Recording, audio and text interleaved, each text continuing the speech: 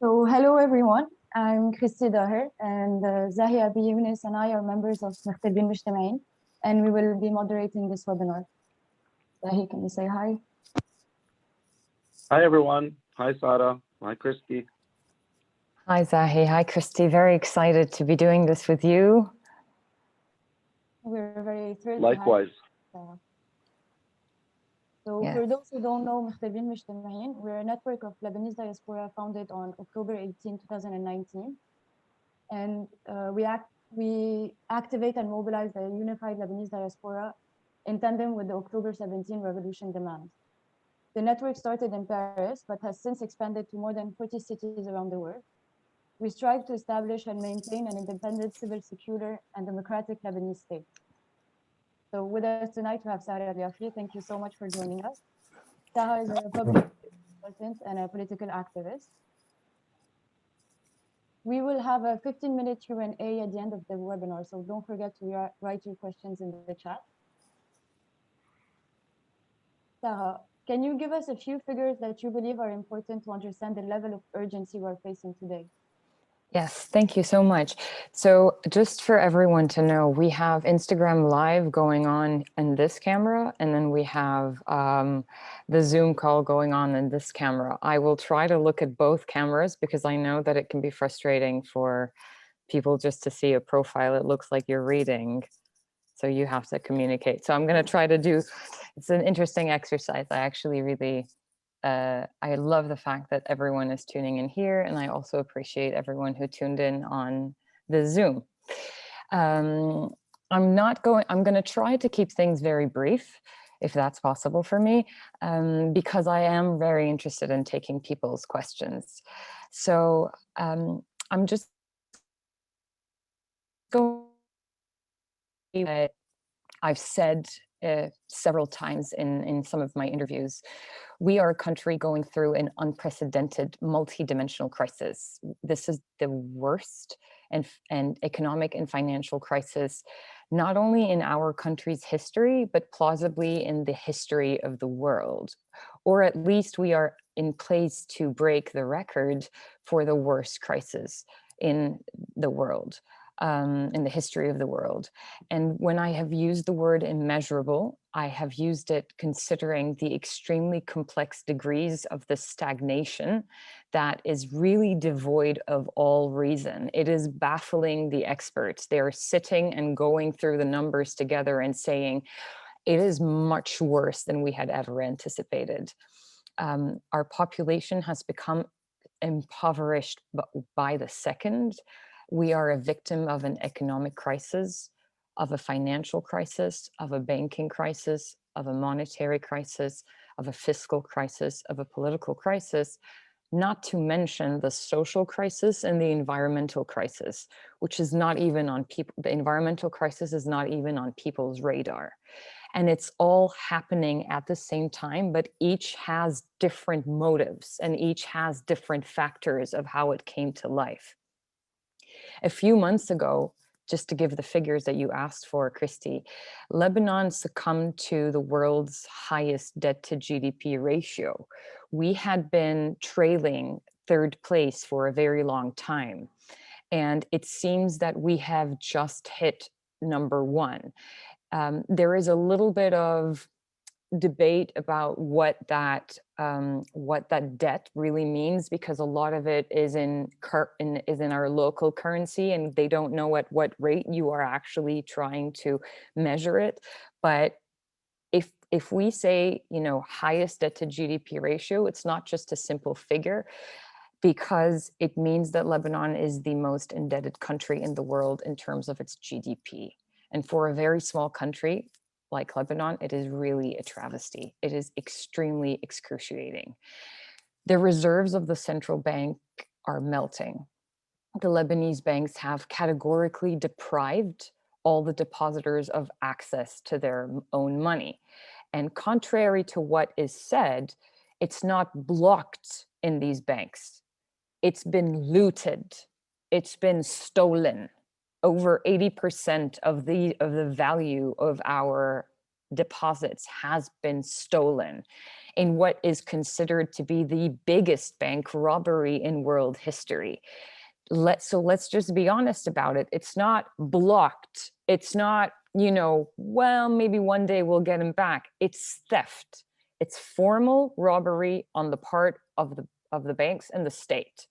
Now, the Lebanese are robbed, and at the same time, to keep going with the values, the value of the Lebanese pound plummeted in the space of a few months, losing almost 100% of its value. It goes 85, 90, you know, from a week ago, it went down by, it was 10,000 and then it hit 15,000. So the minimum wage that was worth $400 is now worth $40. And that's if people are employed. That's if people are making minimum wage, because the employment rate has quadrupled in the space of a year and a half, estimated at 11% in 2019, and it is now over 40%.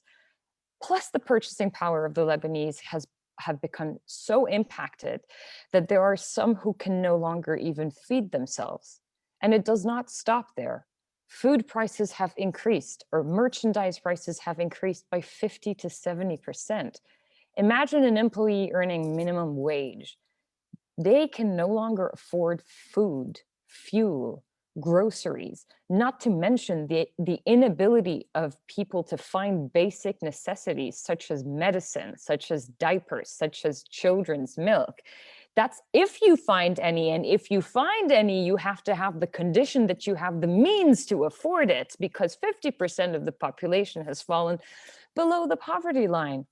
So everything in the market is starting to miss. Why? Because Lebanon is a country that imports almost everything. And now suddenly everything is starting to lack. And that is due to the cursed political class, which in partnership with the banks, who are the co-signatories of this appalling crisis, who have lent 70% of their money to the central bank and to the state. They've lent 70% of the Lebanese people's money to a state formed by cartels and a militia, a murderous ruling class that never implemented a single reform, has made zero effort for years to encourage any of the country's economic activity, but instead spent, embezzled, stole the funds of the Lebanese people. The IMF ranked 189 countries by current account, like as deficit as percentage of their GDP. They ranked 189 countries. Do you have any idea what ranking Lebanon has? If you can just put it in the chat. I'm actually curious to know if anyone has any idea. IMF ranked 189 countries by trade deficit. So I'm getting 178, I'm getting 169, 187. Okay, yeah, 189 out of 189. Someone said dead last. Yes, dead last. We are the 189th country out of 189. For those who do not know what that means, it's basically the current account records the value of exports and imports of goods and services and international transfers of capital. Everything is therefore lacking. We are really in a miserable state of affairs with unprecedented levels of crisis that are technically still immeasurable. They can't even measure the debt because they can't figure out on what currency, exchange rate.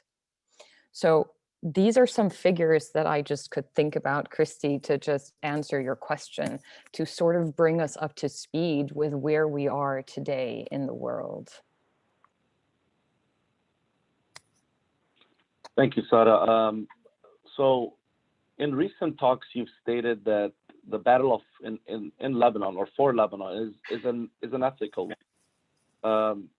How can such a battle take place and materialize change or push for change?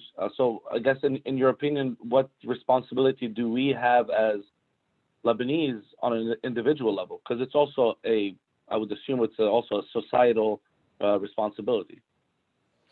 Listen, I have mentioned the ethical battle on several times, and there are two levels to the ethical battle. And I actually thank you for allowing me to develop this, because it's actually the first time that I would clearly try to develop it. Someone is saying they can't hear. Can you hear me? Can everybody hear me? On Instagram. Oh, yes, here and Instagram. Instagram, can you hear me?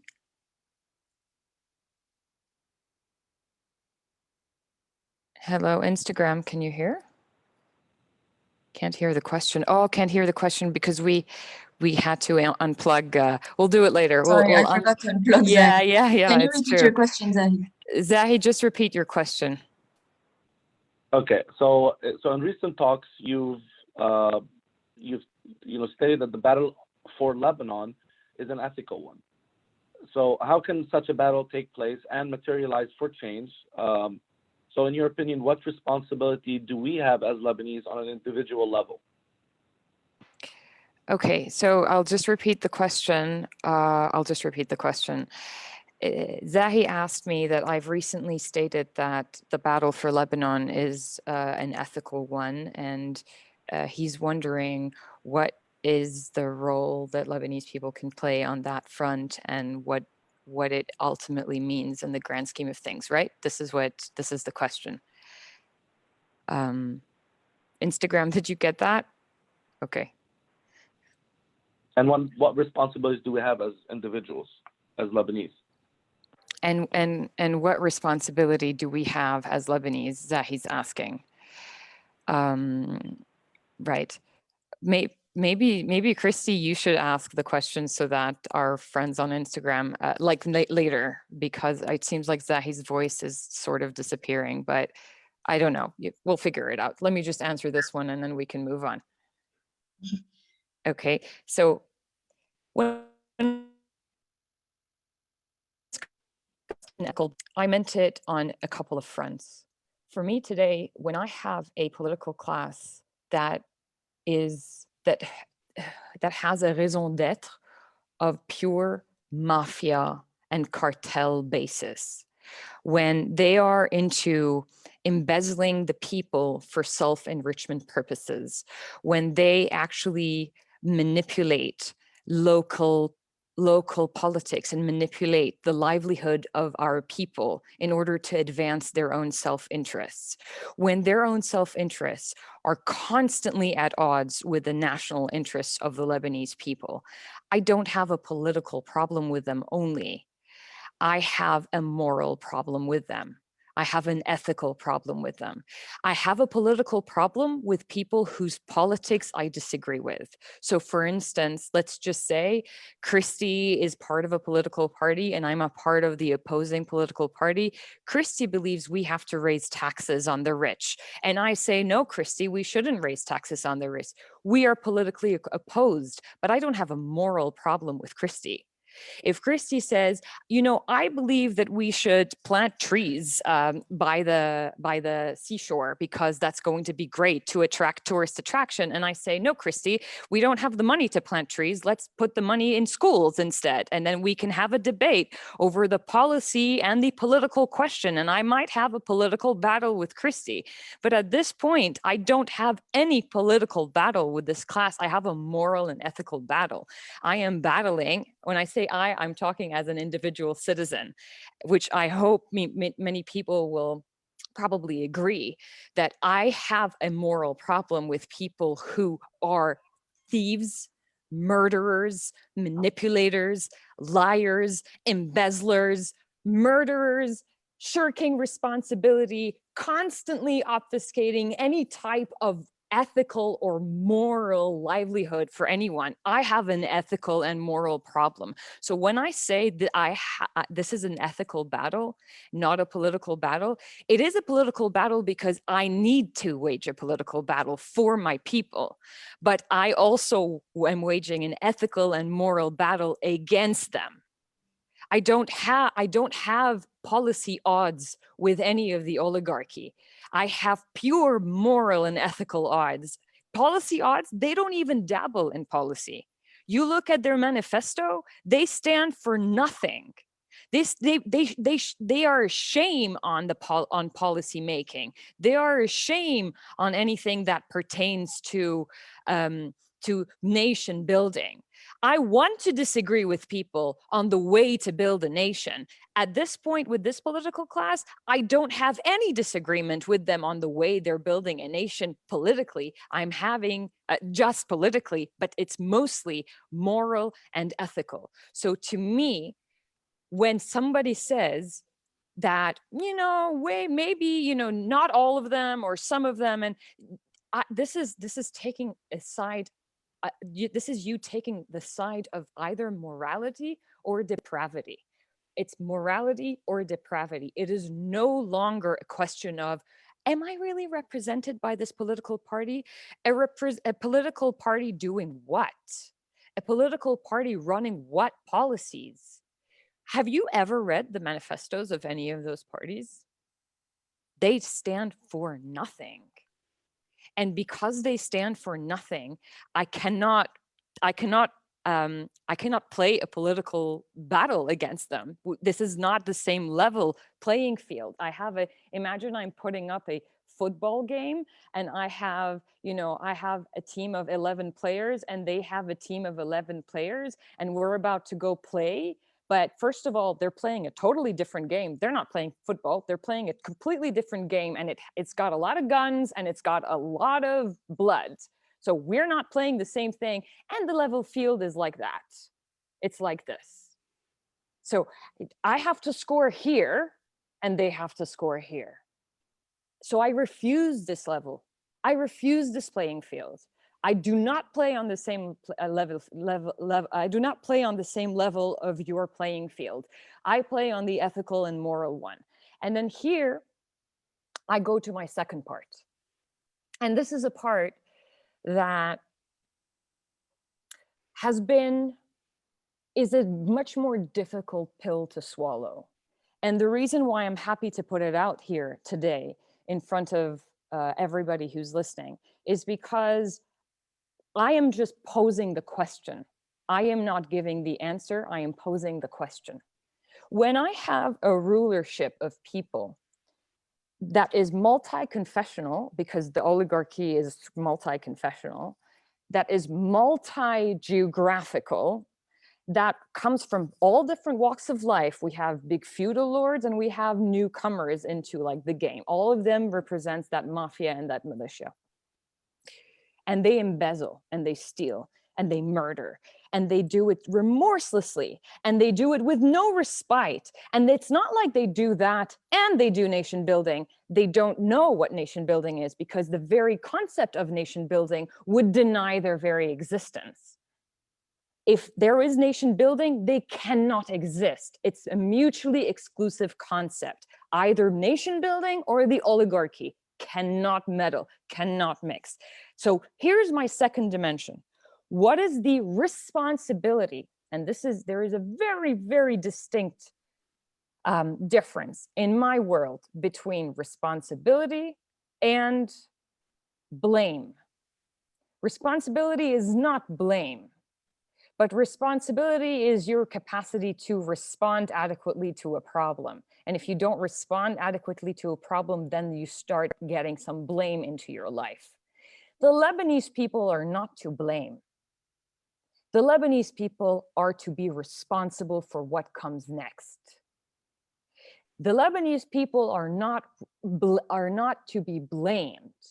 They are definitely victims, but they also have a responsibility. All of us do. And here is where I need to go through a couple of examples to talk about what I mean by responsibility. If you go today to the Tanzim al-Muduni and you ask them a simple question, I'm going to give you 4 distinct examples and then we're going to move on to whatever next question there is. But I really want to give those examples. If you go to Tanzim al-Muduni today and you ask them, how many buildings in Lebanon, not in Lebanon, in your district, have mukhalafat, كيف بيقولوا مخالفات بالإنجليزي؟ have not applied the law when it comes to construction. You get, because I've asked this question. I've asked this question because I've had to go very much in depth with a lot of the files of the Tanzim al-Mudani. They say 99%. 99%. Permis de construction, someone just said. 99%.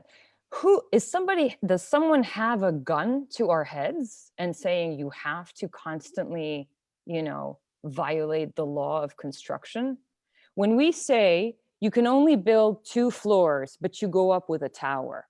When we say you are not allowed to go 5 meters into the street, you have to have a receding line of 10 meters and you don't respect it. Is that, I don't know, is that Hassan Nasrallah's fault?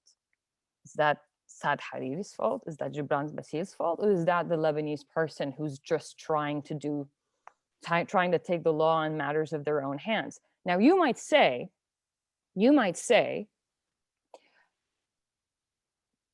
كل واحد على قد ما فيه بيشيل, right? Which is part, again, of the whole concept of كل شي ببلاش بتكتر منه. It comes from the same spirit, that it's such a lawless land that you need to take as much as you are able to take. But if I show you, and I want to show you what Jounieh looked like in the 60s, فشلت la Côte d'Azur. فشلت la Côte d'Azur. Côte d'Azur looks poor in front of Jounieh in the 60s. Who built all of those buildings? Who? It's not the oligarchy, it's the Lebanese people. So that's one. Number 2, right? Why is it that we get so many complaints from, and we all know, and ask the expats when they come to visit from abroad, and maybe they don't have someone picking them up from the airport.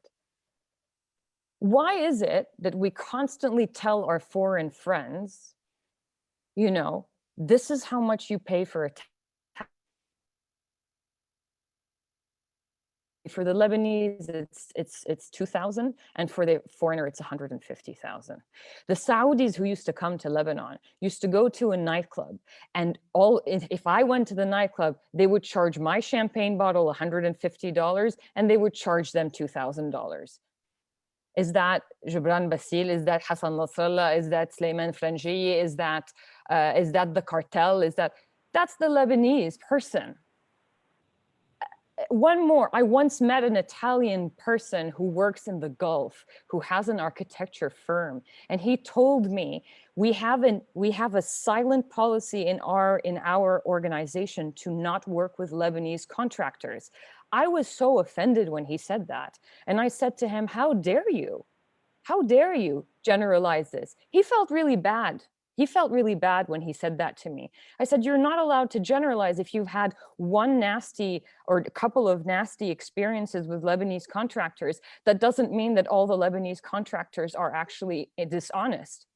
But can you imagine now, since we are talking between ourselves, can you imagine what that person must have gone through for him to have the audacity to tell me that? How? So today, right? البضاعة المدعومة، التجار والسوبر ماركت عم يضبون ويحطون بأكياس جديدة ويبيعون بسعر الصرف بينما هن شاريينهم بينما هن شاريينهم على 1005. This is what? This is not Iran. This is not Hezbollah. This is not Uwait. This is not Kataib. This is not Mustaqbal. We have to say things as they are. We have an ethical and moral responsibility to understand our downfalls in order for us not to bring back another type of political class that is fully corrupt, like the one that's been ruling us for 30 years. If I get rid of whatever, insert name of a politician that we want to get rid of, right? Imagine we want to get rid of that person. I get rid of that face. What guarantees that I don't get someone with the same principles to come in, or lack of principles to come and rule? this is why I talk about a moral battle. I talk about a moral battle because I have a moral problem with the current political class. You are an immoral political class. You don't represent any shot at nation building. But at the same time, when I turn to our people, please, can we actually have a look deep within us and understand intrinsically that we have a responsibility. Please make a difference between blame and responsibility. We have a responsibility. It's an ethical and moral responsibility to make sure that we do not ever get ruled again by a corrupt political class. And that's my answer to that question. Thank you. It Thank you, actually Sara. joins our next question, and it's more about the role of the diaspora, but it really joins what you had as a question. You often give as an example the importance of the Israeli lobby in mobilizing the international community in favor of their country. And we can also give the example of the Armenian lobby, which works for the recognition of the genocide. And despite the fact that Lebanese diaspora actually numbers millions of people around the world, there is no unified or effective lobby for Lebanon. So how do you explain this? Right. So, okay, I'll repeat just in case, just quickly. It's about the lobbying. So lobbyists are the paid persuaders whose job is to influence and impact the decisions and choices of government. Lobbying needs a lot of money, right? In order for somebody to adequately lobby. I can't hear. Can you hear me, guys? Can everybody hear me? Okay, Zoom can hear me. Instagram, can you hear me? Okay, yes, thank you. I'll repeat what Christy said. Christy's asking me about lobbying. There are so many expats, so many Lebanese expats, and I've discussed the importance of lobbying in order for us to have our place in the world, like a respected place in the world. So Christy's asking, you know, what does that stand for in the grand scheme of things for a Lebanese lobby, right, Christy? Yeah. That's it. So I was saying that lobbyists are paid individuals whose job is to persuade, influence, and impact decisions of governments, okay? They typically work away from plain view. They operate behind closed doors. They do very calm arrangements with government officials. They do quiet negotiations with politicians in order for them to form policies together. And the influence is developed very consciously using a whole array of different tactics. Lobbyists deliberately operate in the shadows because the power of lobbyists grows when it is largely unobserved by the public. And that's why it's a very tactical investment. So lobbying is the main way to influence politics, foreign politics. You want to influence US politics with regards to Lebanon? You want to influence English politics? You want to influence French politics? There is a very strong lobbying culture behind different policies that don't necessarily pertain to the local. Somebody said lobbying equal legal corruption. I'll get to that. Lobbying equals legal corruption when it comes to corporations, but not when it comes to nations. This is my input. The ones who understood this the most, who understood the inner workings of the different states, who worked extremely hard to learn about every loophole at every different opportunity, is the Jewish lobby that you've mentioned, the AIPAC lobby. Yeah.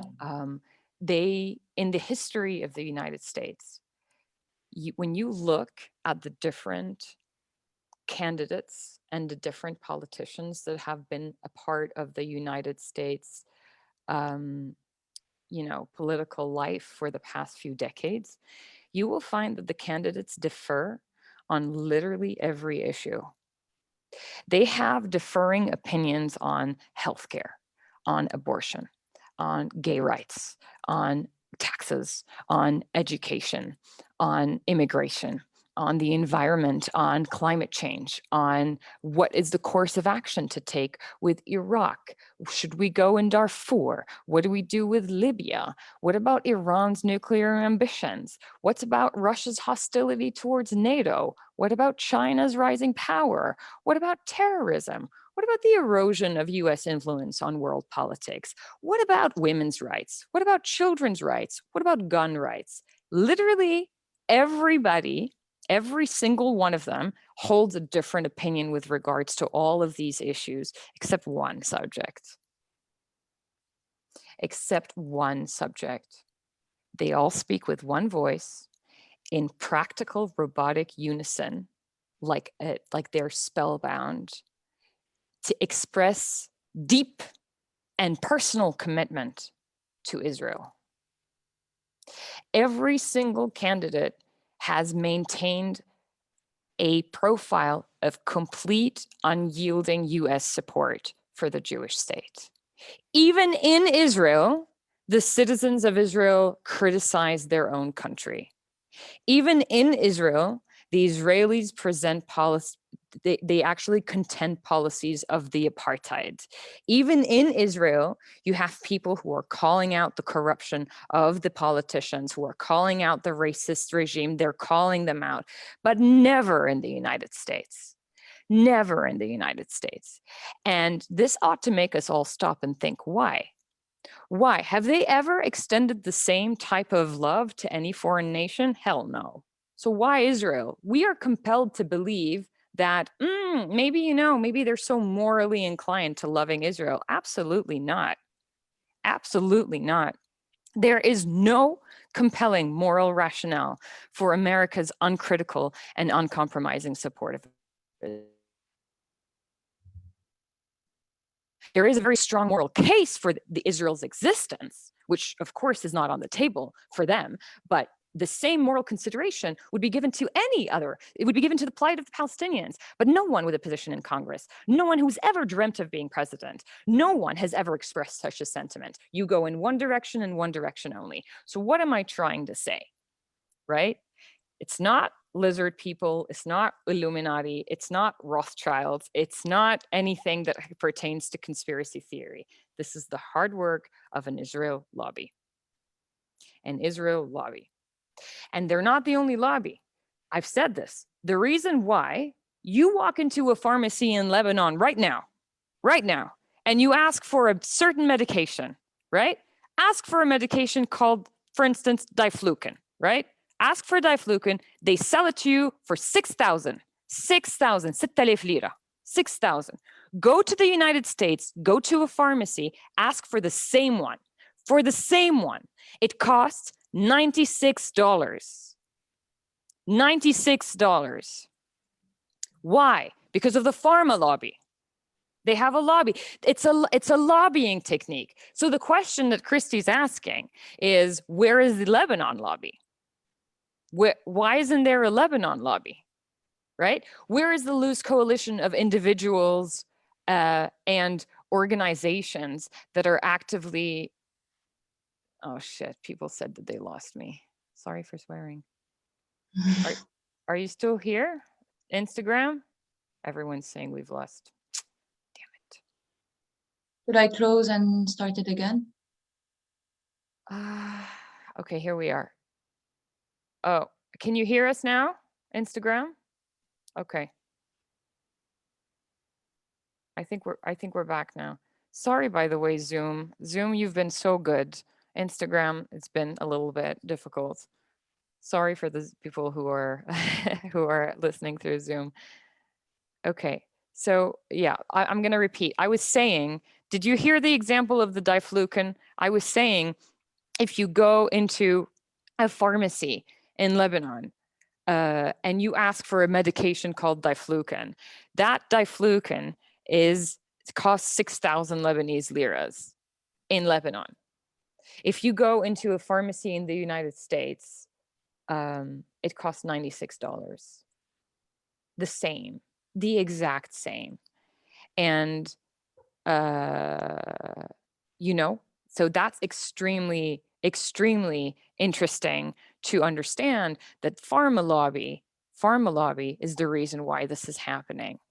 There's a person who just said the Israel lobby is funded by Jewish people. What religion should fund the Lebanese lobby? Sorry, that's completely wrong. The Israel lobby is not funded by Jewish people.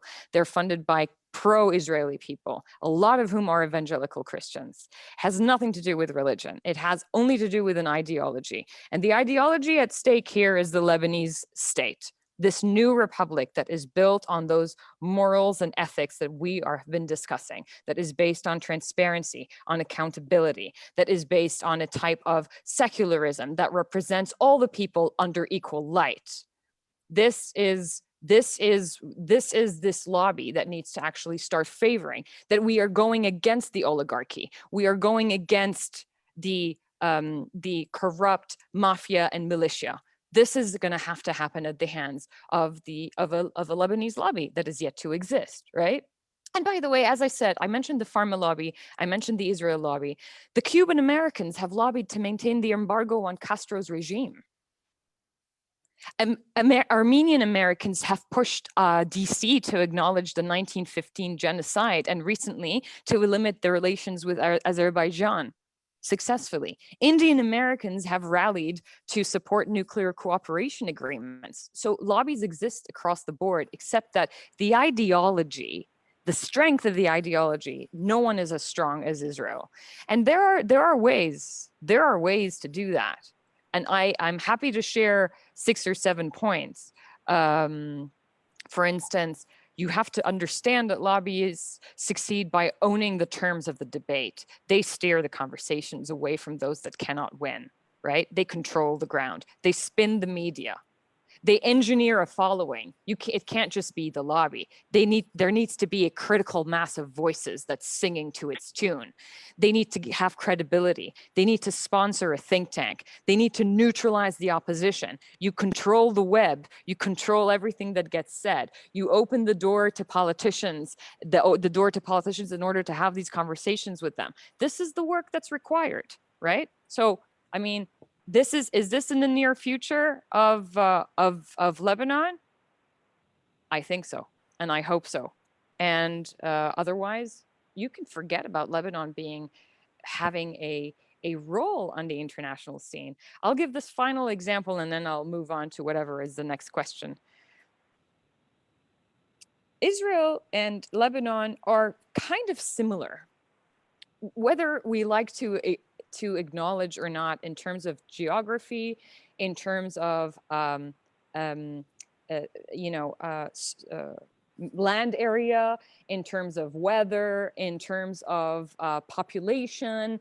They're very similar in terms of influence, technically, on a geopolitical level. Why, right? We are the ones that were the door between the East and the West. We are the ones that have been around for much longer with so much more magnitude. Israel was founded in 1948. Such a baby state, right? Even though Lebanon as a state is also new, but the Lebanese people, I just need to turn off my WhatsApp here. But the Lebanese people are, Lebanon has such a rich history going for it. So in 2011, Benjamin Netanyahu actually traveled to DC in order to address a joint session of Congress. Sometimes they do that. Sometimes Congress in the United States, which is the legislative body, they open the doors to foreign leaders to come and address their Congress. So a foreign president or a foreign prime minister can travel all the way to DC in order to have a conversation with the Congress, right? Give a speech. One of them was Benjamin Netanyahu in 2011. He's the Israeli prime minister addressing the US Congress. Do you know how many standing ovations he got? You're not going to believe it. 29 standing ovations. Literally the Congress standing on their feet and applauding a foreign prime minister. If you watched it, you would have been horrified, not understanding anything about how do you applaud? They don't applaud ever their own president that way. They don't applaud their own president that way. They applaud a foreign prime minister who's, by the way, saying like crazy stuff as well. It's not like he's saying like, you know, we love the children, woo, and everybody stands up and claps. He's saying super controversial stuff. So anyway, all of this to say is, imagine Michel Aoun, who's the head of the Lebanese Republic, going to address a joint Congress session in Washington, D.C. Do you imagine him getting 29 standing ovations? It's just, you don't even know, like, it's not just not it's not, we're not even on the same planet as the Israelis. But there is zero moral grounds, zero political grounds for them to actually be, you know, so influential and not us. None. I will end here. Thank you.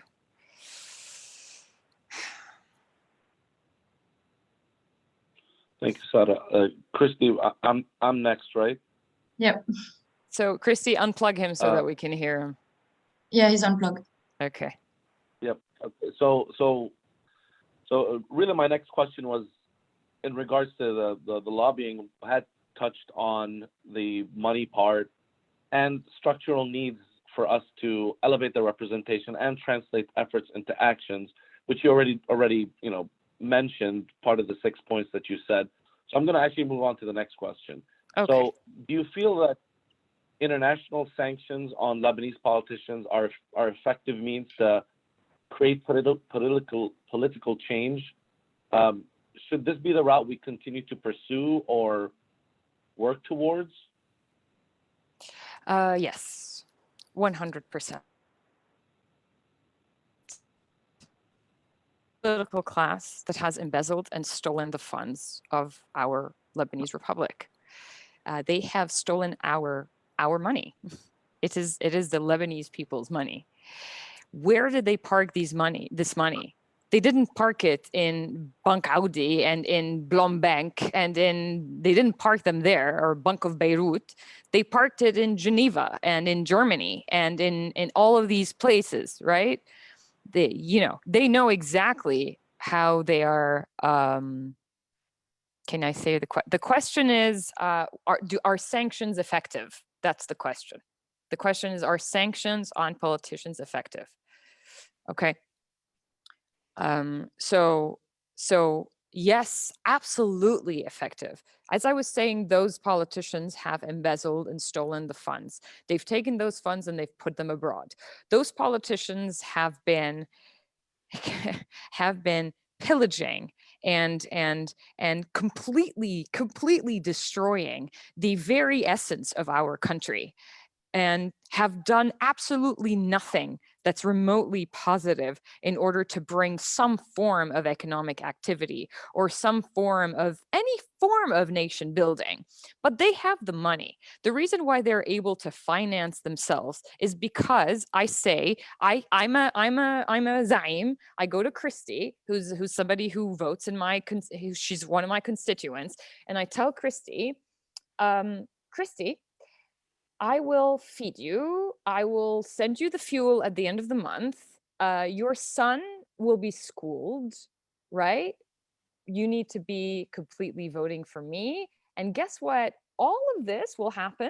The schooling, the hospital, the fact that I feed you from your money. From your money.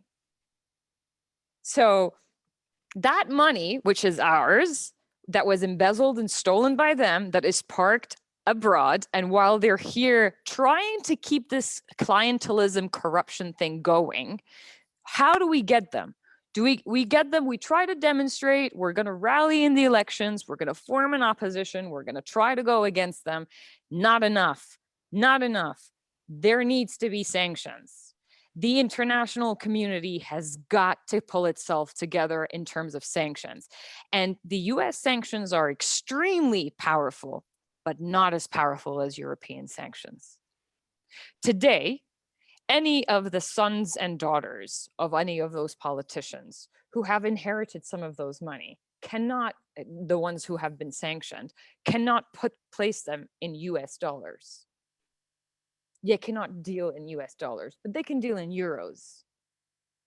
So if I actually have the European Union that goes through and actually does a full-on agenda of sanctions, then they don't deal with euros and they don't deal with US dollars. What are they going to do with their goddamn money, stolen money? While at the same time, of course, hopefully the opposition is consolidating a whole plan to bring back those stolen funds. It takes years. It takes years and years and years, but you do it, but you can't do it on your own. And this is a terrible, terrible idea to believe that we can do it on our own, because it is definitely setting us up for failure. Sanctions are not only vital, they're necessary and primordial to win the battle against the oligarchy. Thank you, Sarah. We don't have a lot of time, so we have to move on. Yes. So the elections are happening in May 2022. Mm-hmm. And we have an estimated of 1 million citizens living outside of Lebanon who are eligible to vote. But only 46,000 actually voted in 2018. So in your opinion, how do we encourage the diaspora to vote? And how can the diaspora pressure for the election to actually be held? Right. So Christy's asking about the role of the diaspora. Not a lot of the diaspora, even though it's estimated to be 1 million people, only 80,000 of them registered to vote in the last election, and half of them ended up voting. So it's not a great number. And so Christy's asking, how do we encourage the diaspora to vote? Number one, I hope the diaspora, which is the case, is aware of what's going on, how bad the situation is, and understand that this is 100% due to the damn oligarchy. Voting is the single most powerful thing we can do. There are many other things we will do, right? But not everyone is going to be a lobbyist. Not everyone is going to be someone who's going and trying to fashion some sanctions. Not everyone is going to be, trying to consolidate a type of opposition. But everyone is a voter. Everyone is a voter. It's your inalienable right. It is your most fundamental right. Please exercise it. I want to give some really important data points for our diaspora, and even for those who are not the diaspora. If some of you are listening in losing connection again. Some of you listening in Beirut, okay? You have to know, in Lebanon, while everything is awful and everything is disgusting and everything that comes from the state is awful, there's one thing that is good. There are several things that are good, but there is one thing that I want to talk about that is good. There is passive voter registration in Lebanon for those living in Lebanon. Meaning, unlike European countries, most European countries and the United States, the Lebanese voter who lives in Lebanon has got to do nothing in order to get their name on the voter list, has got to do nothing to become eligible to vote. It's called passive registration, right? Your name is on the voters list as soon as you turn 21 years old. Okay? Every year, they get published between February 1 and March 10 on dgcs.gov.lb. Let me spell it here. I'm gonna write it down here. dgcs.gov.lb. Oh, I sent it to the panelists. I want to send it to everyone, panelists and attendees. I sent the wrong one. dgcs.gov.lb. Okay, I sent you the website. Okay, you can go and check if your name is there. Usually it is, but if by some crazy bad luck it's not there, you can get it to fix. But the problem is they give you a very short deadline to fix it. If you've ever voted before, you know, your name is probably there. There's no reason for it to. But if you're a new voter, if you've never voted before, just double check. Just double check to see if your name is on Qawa'im al-Nikhbin, right? There is a deadline for expats to be able to fix it, which was February 20th. So we're past the deadline. So now the next deadline for you to fix it is next February 20th. And if you're a Lebanese resident, then March 1 would have been your deadline. So if you have anything to rectify, I'm telling you this for next year, right? I mean, if you'll remember, you put a demand either عند المختار أو عن مأمور النفوس أو عند البلدية بسجل عدلي وببطاقة هوية, and you fix it. Very straightforward, yeah? So, so when are the elections, okay? Parliament ends May 6th. So constitutionally, the parliament is no longer effective May 6th, 2022. Constitutionally, the last Sunday before May 6th is the last chance for us to hold election, which in 2022 happens to be May 1st. So let's assume we live in a world where May 1st, 2022 are the elections, right? There is no registration. If you are on Qawa'im al-Nikhbin, if you're already on the voters list, you have nothing to do but to show up the day of the election. But expats have to register. Expats have to register. If you are voting abroad, you must register.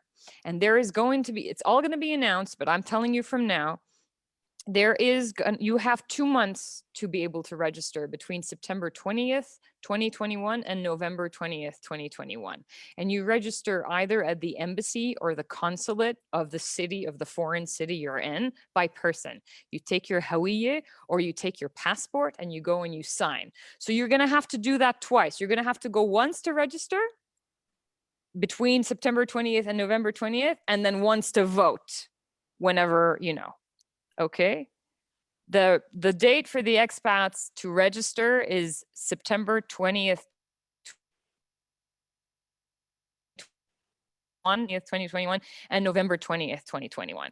Okay, yeah, what if they're closed due to COVID? You're absolutely right. And by the way, Rami, who asked me a question now, they might not even hold the elections, but I'm just telling you this to be responsible. Okay, now, there is an interesting point that I need to share with you, Christy, to answer your question about why there is no online registration for expats.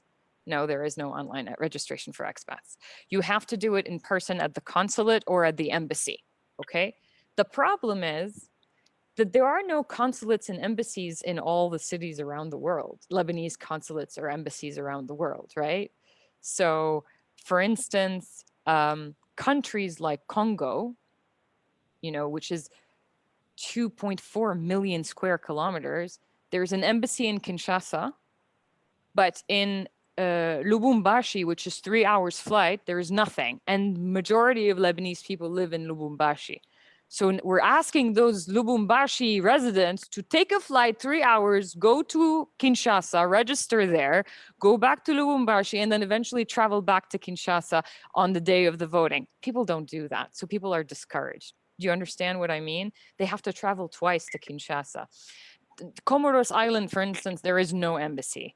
Morocco, Rabat has an embassy, but all of the rest of Morocco doesn't have a Lebanese embassy or consulate. Turkey, the consulate is in Istanbul and the embassy is in Ankara, but in Izmir, in Bodrum, in Adana, there are no consulates and there are no embassies. So all the Lebanese people living there will not register. In Saudi Arabia, Riyadh has an embassy, Jeddah has a consulate, but Al Khobar doesn't.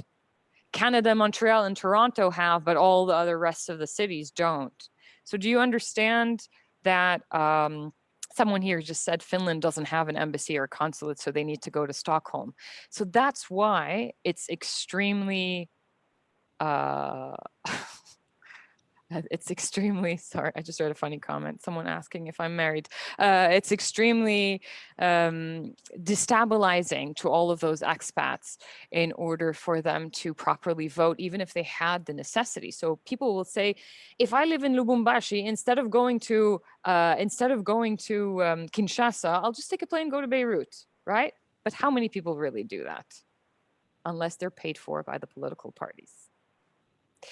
So we have a lot of barriers. And I just need you all to be aware of those barriers, because the expat vote is extremely crucial.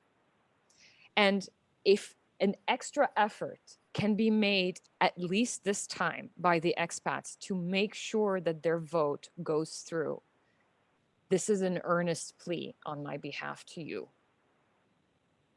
Please make sure you know you have planned where you're going to vote if and when they hold the elections, right?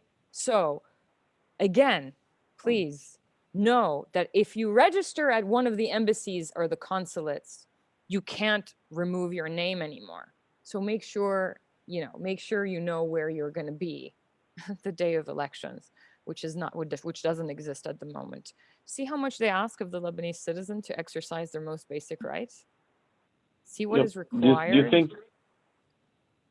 you think the International Foundation for Electoral Systems, IFES, do you think they could get involved and help us with breaking down these barriers as representing us as those that want to vote with or against the Lebanese government and their obstacles? You mean, when you mean support, so Zahid's asking me if we can get support in order to rally expats to vote. What do you mean exactly by that? So there's a foundation, the International Foundation for Electoral Systems. International Foundation for Electoral System? Yeah. Yep, it supports citizens' rights to participate in free and fair elections. Supports the citizens to participate in free and fair elections. Okay. Yep. So we're already in talks with them to apply as much pressure as possible on the Lebanese government so that these obstacles are, I don't want to say diminished, but at least taken down a little bit. So maybe voter participation can go up by getting a portal up that they can register, as opposed to flying to a consulate or going to an embassy. Yes, so that's been, they've tried. So Zahi's saying that, is there a way that we can lobby these organizations in order for us to facilitate voting for expats? Maybe at least do an online registration, at least, right?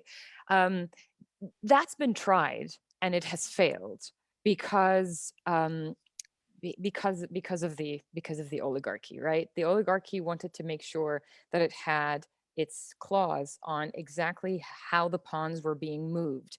And some of those, we don't want them to register there. We want to charter a flight for them to come and vote, and then, rally other people to come and vote.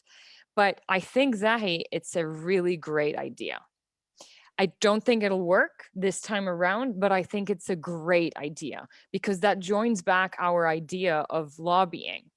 If the Lebanese people, those who are the independent, transparent, vying for a new Lebanon, don't make their voices heard and say, hey, this is completely unfair that I have to vote, that I have to register and vote only at embassies and consulates in a way that is not I can't do an online registration. You're asking me to do twice the effort if I don't actually live in a city that caters to Lebanese people through a consulate or an embassy. Definitely. I think definitely. But so my answer is yes. It's been tried before, but I think the variables were different back then. So maybe now the chances of success are actually higher, right? Somebody just corrected me about saying that there's a consulate in Halifax and Vancouver. I didn't know that, so that's great. There is a consulate in Halifax and Vancouver, obviously Ottawa and Montreal. So that's for Canada. But that is an issue. That is an issue for expats who actually want to vote but are unable to. So mark your territory, know where you would do it, or maybe come to Lebanon and do it in case you have a visit planned at some point. You know, maybe if you have a visit planned at some point, try to make it around maybe election time, if they're going to be held. But if you want to do that, you can't be registered at the consulate. That's why it sucks, because the registration happens so early on that you have to know by November 20th where you're going to be on May 1st. So that's what I mean by they're asking so much of the Lebanese people. But at this point, we take what we can get, right? Yep. So voila. Thank you.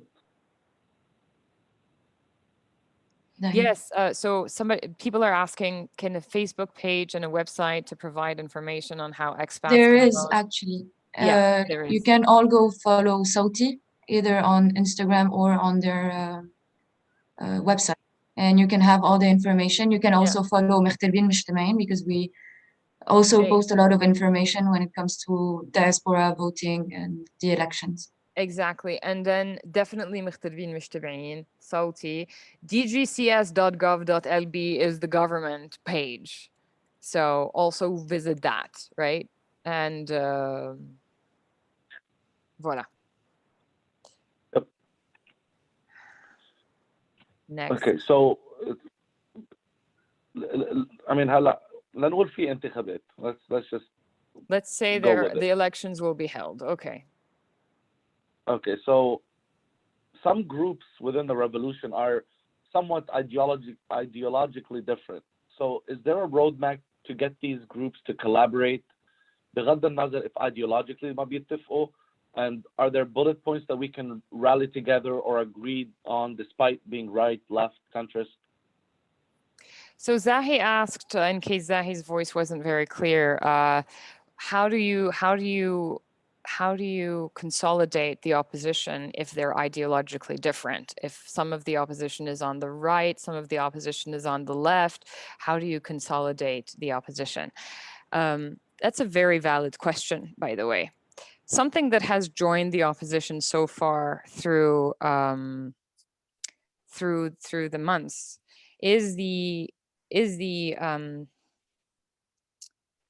agreement that this entire political class must go, right? I've said this a few times, that everyone seems to agree on what they don't want. What exactly we want, which is very normal and extremely expected of a revolution. A revolution is not an organized entity. A revolution, especially in our case, it was a very spontaneous scream of rage and agony and the occasional humor against this oligarchic class. And in Martyr Square, if you were there during the first months before COVID hit, from October 17th all the way through January, you would walk in Martyr Square and you would find every corner represented a type of ideology. And it was a very natural selection of who stood where, right? There is a by Riyad al-Sulh, there was a much more leftist communist sort of revolution ongoing. They would have a keffiyeh on very often. Very often they would gear some of their diatribe against Israel while taking in consideration the entire oligarchic class. That was down into much more leftist, much more communist, right? Then when you go a little bit further up, you reach the what we facetiously called le carré d'or, and you had like the partners of some of the biggest brands, like luxury brand owners were standing there. For sure, the luxury brand owner and the communists with the keffiyeh down there don't want the same thing, but they're standing on the same square clamoring for their own rights. in terms of anti-corruption, anti-murder, anti-theft, right? And I thought that that was, well, I thought, and many others thought, that that was such a gorgeous frame of the Lebanese society, whereby everyone was standing. You have the capitalists, and then you have the anti-capitalist, and then you have much more, the students were somewhere, the artists were somewhere, with the artisans, the youth that were, you know, trying to run some of the local NGOs. You had others that were doing more business-oriented things, selling argiles, selling water, selling sandwiches, doing all of that. Just watching all of that, really, this tableau was extremely inspiring. And because everyone is there for the same reason, which is like, we are done with the oligarchy, man. We are done with the oligarchy. And that being a united front is great. Now, you make an extremely good point about politically and economically and socially, they don't call for the same policies. But at this point, my battle right now, in my opinion, our battle right now, in my opinion, and that is Sara El Yafi's opinion, is not yet a battle of just political programs. We're back to the ethical and moral battle. الرحيل هيدي الطبقة السياسية هي الأولوية, right? And at the same time, I prepare a political program. You know, imagine Zahi and his comrades will prepare a political program. Christy and her partners will prepare a political program. Sara and her partners will prepare a political program. We will sit at the same table, and we will understand our differences and our similarities. We will join forces on a list, because we are still focused on the extermination of this political class. And then tomorrow, let's take this policy battle to, I live to see the day where the Zahi program and the Christie program and the Sara program would be the things that we are fighting for at the elections. It's not yet that. And I'm not saying you don't develop it. Please don't misunderstand it. You absolutely develop it. You absolutely go all the way through with it. But just understand that the stakes are still extremely, extremely high, because you are up against a murderous mafia. So, and بس لعقب على كلامك, just to add on to that, if there's no structure left, there's no such thing as elections. We have to kind of infiltrate لنخليها structure واقفة. بعدين فينا, like you said, like you mentioned, we can talk about programs, we can talk about, you know, the political philosophy, the political economy that we want, but let's at least save the framework and then move forward.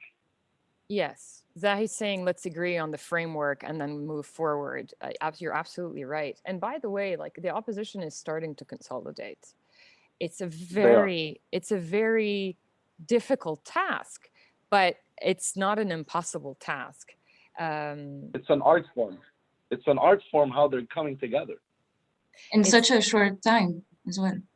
It's an art form how they're coming together in such a short time. It really is. And also, a natural selection is sort of coming through on its own, right? Some things are naturally happening. Some people are naturally flocking together. Some people are naturally rising. Others are naturally going away. There is a natural selection that is happening that I am very fascinated to observe. I'm just fascinated to observe that, because I am an observer and I'm a participant at the same time. So, so that's my answer to your question. Okay, well, I think we're going to shift a little bit. نحكي عن the August 4th horrific explosion. So obviously we all know this, that, you know, more than 200 dead, tens of thousands between injured and displaced. And despite everything, that all the facts that we have in front of us, what, you know, and what the media fed us as well, one thing is for sure, that this demonic ruling class has not conducted a transparent investigation, and obviously is unwilling to hold any of their own accountable. So هون مدخل Christy to ask her question.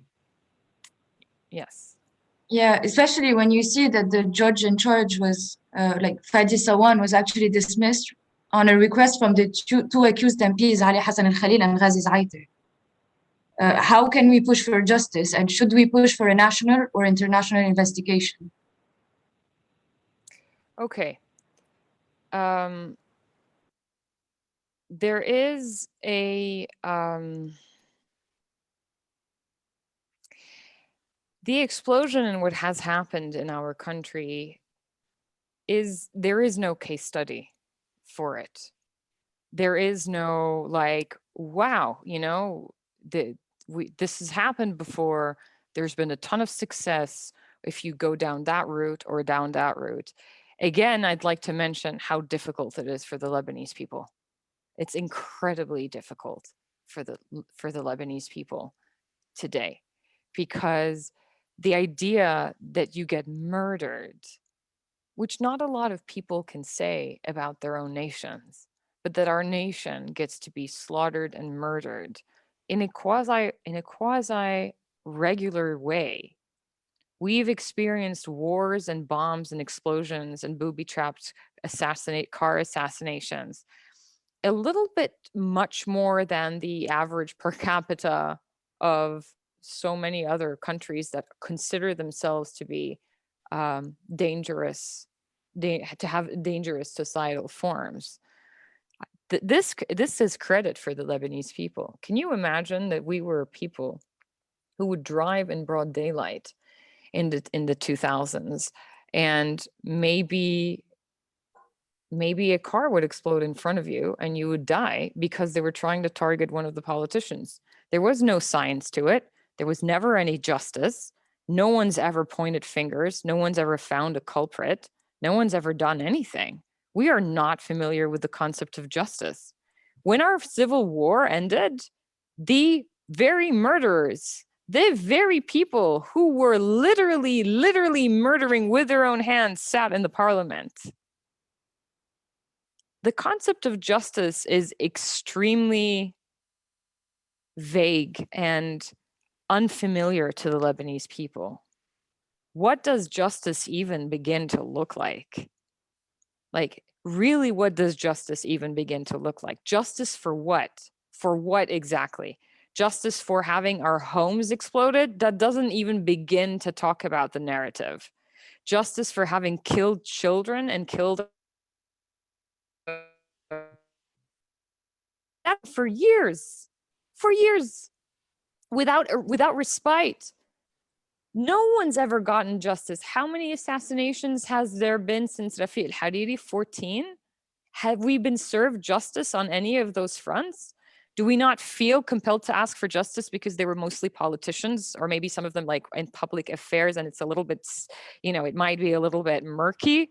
Why?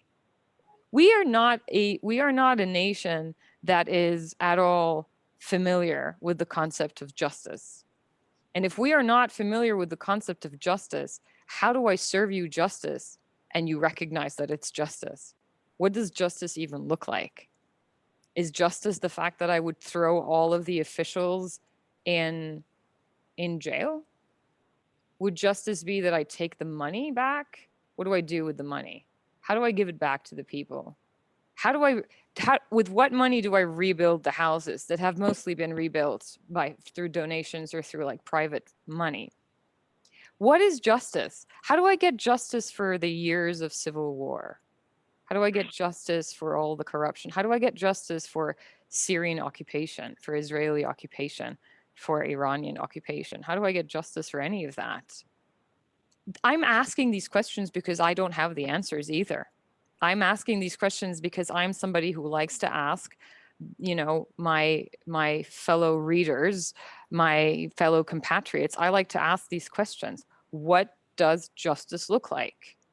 So let's just say I go and I investigate the port, right? And I investigate the explosion of the port. And we find that, yeah, it's a bunch of businessmen who actually brought the ammonium nitrate in order to try to nurture the war next door. And they were 3 or 4 complicit Lebanese people. We've caught their names and they're going to jail. Is that justice? No, we want the big names. Okay, so we want the big names, so we go after the big names. We can go after the big names for many different files, but what does justice look like? What does justice look like? I have a potential answer myself, and the answer myself is justice for me is the complete demolishing of this entire oligarchy. The complete. Not even like, well, you know, hopefully your power will dwindle and slowly but surely. Justice for me is the complete demolishment of this oligarchy. Justice for me is going into every single file of corruption and pulling whatever, a needle out of the haystack. I want to pull that needle out of the haystack. That's justice for me. I want to go all the way. I want to go all the way. This is me, right?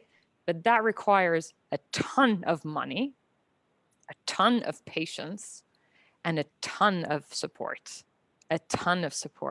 which, as I might be wrong to say, a lot of people just don't have the patience for, right?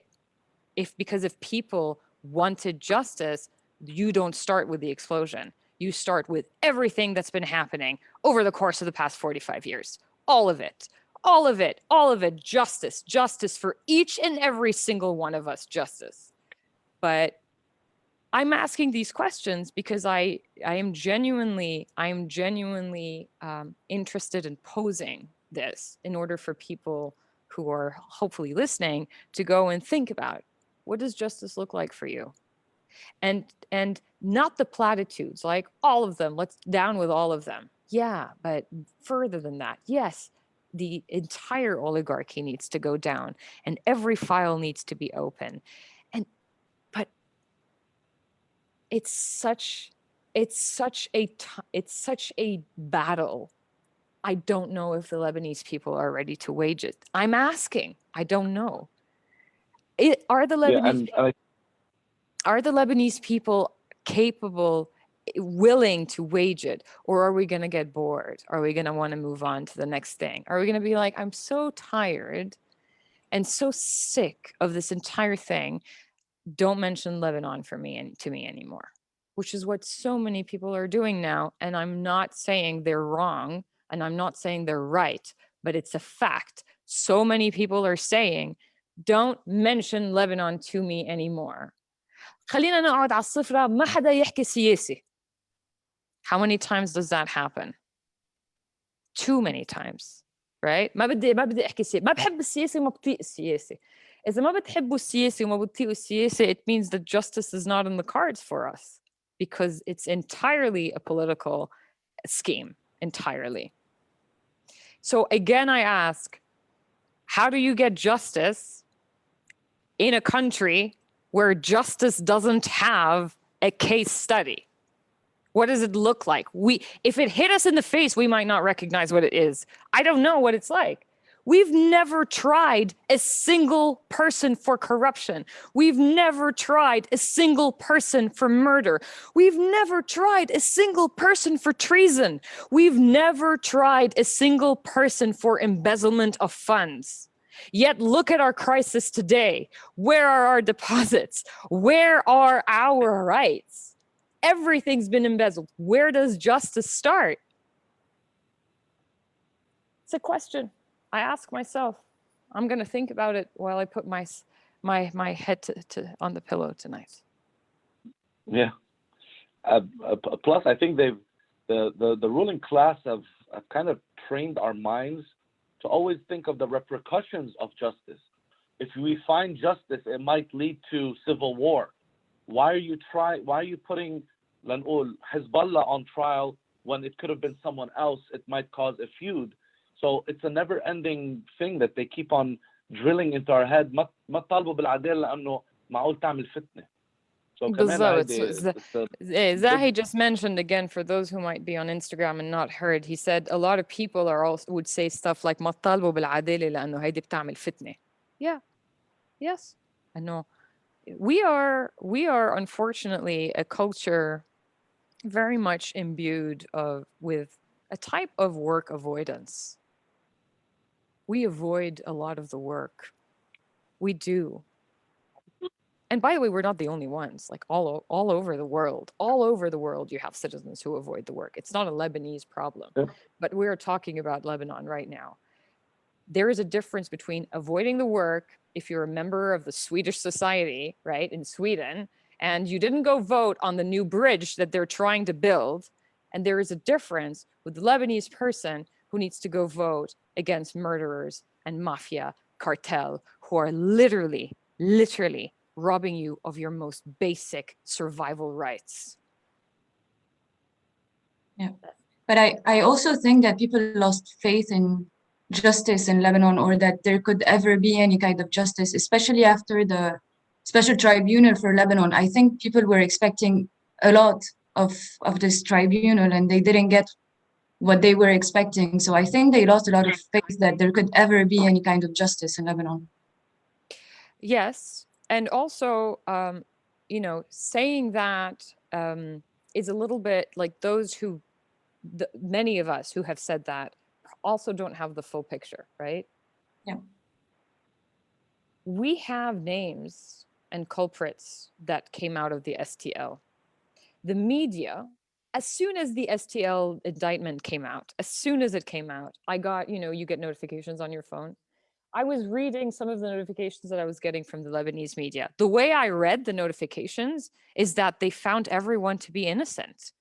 So I was looking at the notifications going through and I was like, this is awful. What? And then I opened and I read the article, and it's just like the irresponsibility of how the media twisted this. It is Yes, exactly. absolutely not true. It is absolutely not true that they have found them to be exonerated. They are guilty. They are guilty. And that's enough for me to understand. Do I want them to go and literally put out a map about what the roadmap of what the Lebanese people should do now that we have these names that are the actual guilty ones? They don't do that.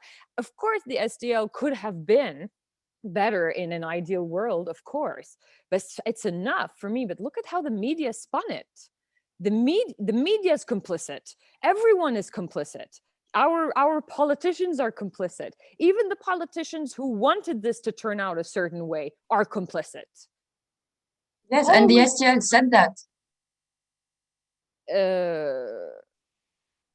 Did you?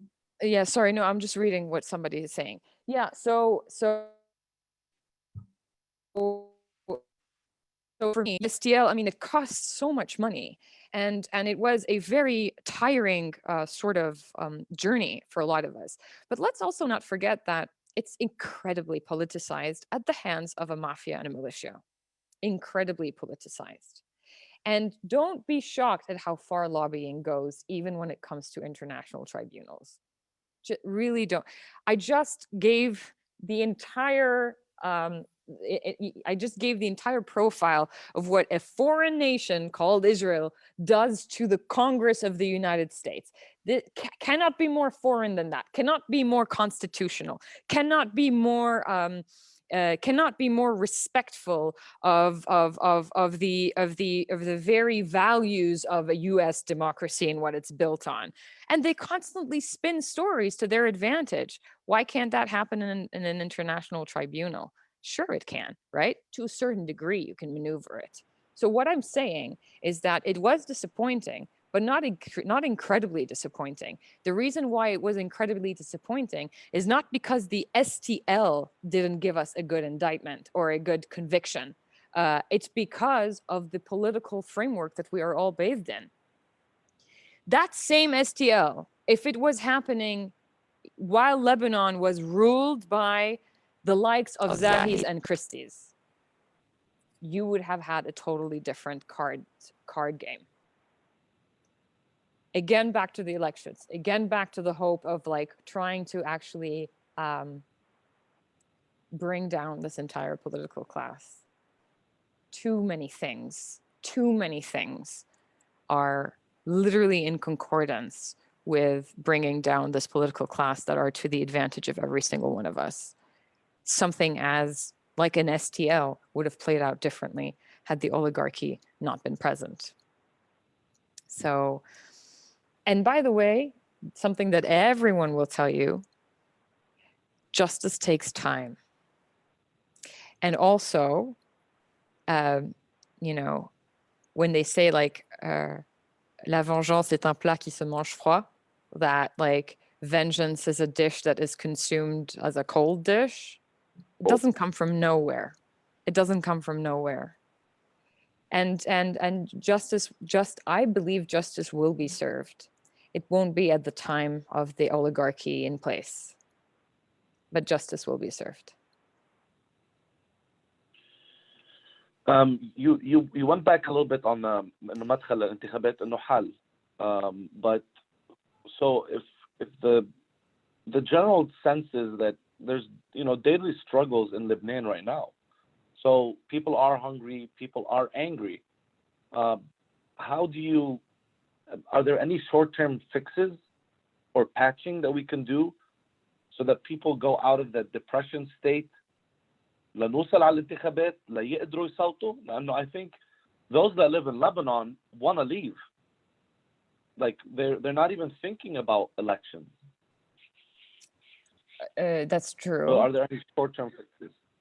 That's very true. That those who are so Zahi, you're asking about short-term like solutions to all of our woes. Is that what you're? Yeah, but not just linked. So listen, I need to actually I need to say this, okay? Elections is one thing. Back to the first question that Christy asked me, which is about the whole crisis, right? The solution to the crisis is extremely complex, and we have to start somewhere, okay? So far, the government has not done a single thing, has not taken a single measure to address the crisis, which, as we have mentioned, I'm not going to go through the details again, is unprecedented through and through, right? Today, the key word is liquidity. Right now, we don't have any source of hard currency. We cannot continue to use the reserves of the central bank to support our needs because those are debt to depositors. Therefore, we need liquidity in foreign currency urgently. Liquidity is like the oxygen, right, to a dying patient of that, whose lungs are collapsing, that we need to survive. Or liquidity right now is you have a wound and you're gushing so much blood, you lost so much blood. We can sew up the wound, but you need some blood. So that's the blood. That's the liquidity, right? So liquidity would help us avoid a certain death, and the only possible source of liquidity realistically is financial support from the IMF. I don't know if you saw the headline recently, the IMF saying that the worst, I mean, I'm paraphrasing here, that the worst experience they've ever had with the country was with Lebanon. Yeah, I don't know if you've seen that. So. And the IMF, the clients of the IMF are not like the Swiss and the Swiss, I don't know, board of currency exchange, or it's not the Dutch. It's the problematic countries. So unfortunately, an agreement with the IMF has been completely sabotaged before it even started. Political and financial decision makers could not even agree on the reform plan that was required to agree on a support package from the IMF. And the IMF cannot give any money or loans without a credible plan, and this has not happened despite the continuing collapse, right? So we need to use the IMF in order for us to start getting some of that blood and oxygen. But even that is just the beginning of trying to resolve the ginormous crisis on our hands, right? That will never happen, even if tafa'u, and they were just like, we have a plan, we know what we're gonna do, we bring the IMF, they do all of that. The trust is gone. If you ever seek to recapitalize banks in the near future, the trust is gone. No one trusts the political class. No one, not internally, not externally. So we need to create a social safety net to help the needy and the poorest, and then support, but I'm just going to say the government in order to restructure the plan. But no one's going to support a government of oligarchic mafia and militia lords. Back to the whole down with the political class. It's just not working. It doesn't work on any front. Even if I were a partisan right now, even if I were like one of those people who were like, no, I still trust my leader, my president, my prime minister, my leader of my party. It is such a finite, such a dead end. Even if you're able to do something with the IMF tomorrow, which you won't be able to, because you are fundamentally opposed with the other oligarchic mafia lords, even if you were able to do it, you're never going to get the trust. Never. The banking restructuring, that you need to solve the banking crisis to restructure the banking sector and try to save as much as the depositors' money as possible. Loss of deposits is a major social crisis and severe economic impact on hundreds of thousands of Lebanese families. You're not going to be able to do anything without trust. Right? Public finance, like, we cannot continue to run huge deficits, spend recklessly, inefficiently, much more than we collect, with a freaking political class that embezzles, steals funds, that doesn't have the most basic understanding of how economics work, that doesn't have the most basic understanding of how balance sheets work. Issues that such the electricity chronic deficits accounted for more than 1/3 of our yearly deficit. All of that, what is that? That is just because it's part of the promised divine plan, or it's these schmucks who are doing all of that? How are you going to gain the trust for us to give you the responsibility? And when I say us, I don't even mean the Lebanese people. I mean literally the international community and everyone that might have a dollar in their hand. How are you going to get the trust back? How? You're never going to do it. It is a dead corpse. Done. Please understand, the oligarchy is a corpse. Done. The question is, when is the burial? When are we going to do a funeral? Many people are saying elections will be the beginning of the funeral. Yeah, maybe there won't be any elections. Back to the lobbying front, back to the international front, back to the opposition consolidation, back to giving a voice to the opposition that will be much louder than the oligarchy, through the lobbying, through the election work, through the expat community, all of that.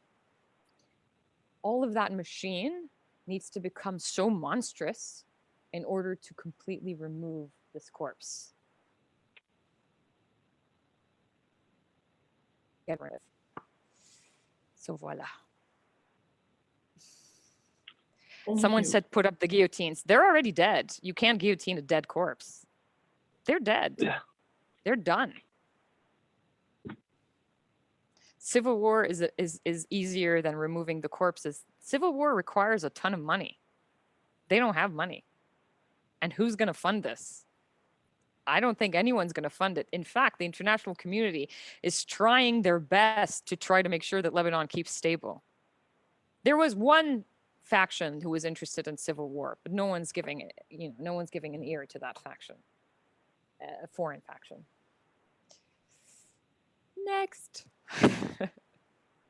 Well, it's time for the Q&A actually, and I'm looking at the questions to see.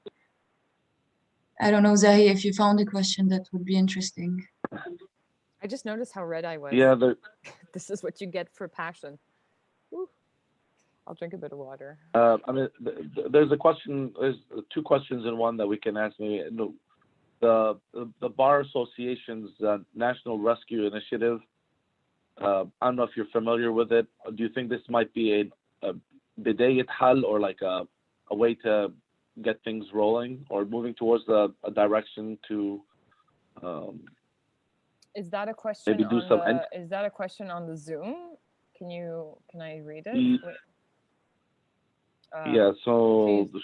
this was like 2:05 p.m. Oh, fine. Hold on. Let me just go back 1 second.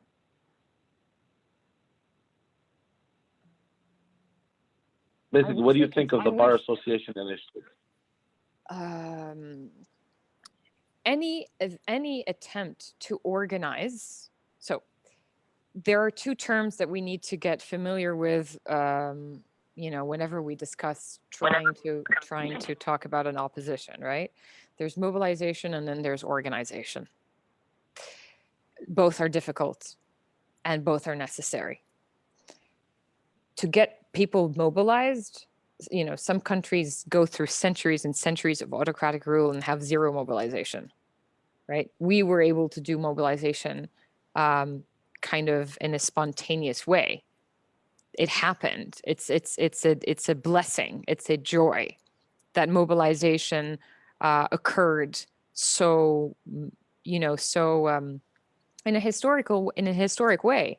A lot of people, by the way, are saying we don't call this a revolution because it's not really a revolution. And while technically they're correct, I find that there is so much more wealth to a revolution that has completely omitted the obstacles that were once present between the people and their leaders, who were seen as a type of deity, but now were brought down to a much lower level than they had ever even dreamt of occupying in their wildest nightmares. The revolution, the fact that it gave the premise and the square to people to start reclaiming their rights, even though they're very unfamiliar with their rights. That's a revolution. That's a revolution in of itself, right? The fact that TV shows are starting to want to give less and less a voice to the politicians and more a voice to the opposition is fantastic, even if the opposition never funds it. Like the opposition is not looking to fund it. That's a revolution. The fact that politicians are now scared shitless to walk around in public, that's a revolution. That's a revolution. Like, you're scared now. You're scared of showing off your stolen wealth. You're scared of showing off what you do in your lousy time. You're scared. That's a revolution. That's all thanks to mobilization, right? On to the next phase, which is organization.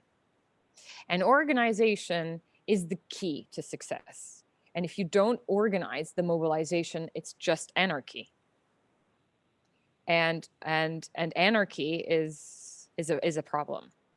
So when I have the Bar Association, or I have different entities of the opposition starting to consolidate an organized voice, it's amazing. The only necessary thing is coordination after organization. So you have mobilization, organization, coordination. Let us coordinate, because we don't want to do the same work twice, right? The Bar Association is extremely important in the fight for justice, transparency, a new Lebanon, etc. But in of itself, it's never enough if there is no coordination with the other organizations, with the other organized oppositions. And so I know I gave a little bit of a general answer, but I'm actually quite excited to answer that way, because all the organized opposition factions are aware of the coordination need, and they're doing it, which is something that didn't happen successfully in 2018. Thank you. So we have a question from Rudy. If the elections, as you said, might not happen, what can aspiring opposition parties and network focus on next? You know what? There is a narrative that says if the elections don't happen immediately, it could be a blessing. I'm just giving a narrative, a theory. Could be a blessing, because it gives the opposition more time to consolidate brilliantly. So my answer is, if it doesn't happen on time, which would be a shame. But if it doesn't happen on time, the only thing that the opposition would be doing, along with the help of, you know, you and me and people like us, is making sure that the opposition's army or arsenal is even stronger and deadlier,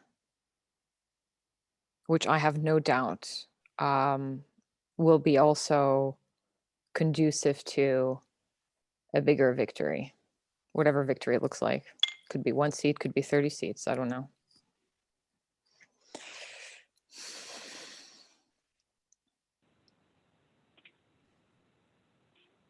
I'm trying to take the questions on Instagram as well. Say, can you go ahead? Yeah. So I had a question. Actually, I got it via one of our comrades here. Mm. So she's asking that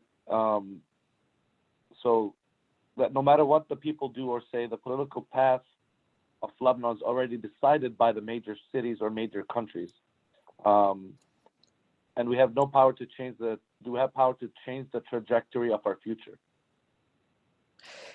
I actually didn't hear Zahi's voice this time. Christy, can you tell me what was told? Zahi, can you write it on the... I'm sorry, Zahi, I didn't hear your voice. It was muffled. Can you hear me now? I can hear you, yes. Okay, so I got this. I got this question that no matter what people do or say, the political path to Lebanon is difficult and it's predetermined by major powers. How can the country move forward and change the trajectory of their future? So Zahi says, asking, the country's fate is sort of predetermined by foreign powers. How can the Lebanese people take that under their own ownership or something like that? Correct. Lobbying, back to the consolidation of opposition, back to really harnessing the power of the opportunities that are abroad. Having a lobby that is working with this opposition, with all of these different organized oppositions, consolidating and coordinating along with the lobby outside, that is truly the only way.